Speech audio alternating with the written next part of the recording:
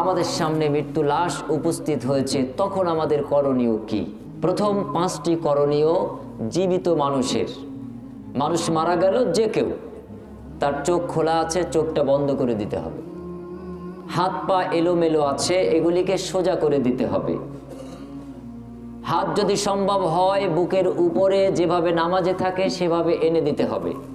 যদি সম্ভব না হয় 2 পাশে যেভাবে সোজা থাকে সেভাবে করতে হবে, রেখে দিতে হবে।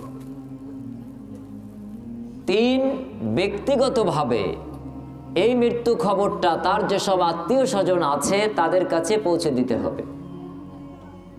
4, যত দ্রুত সম্ভব এই মৃত্যু লাশকে উপকার করার উদ্দেশ্যে তার জানাজার ব্যবস্থা করতে হবে।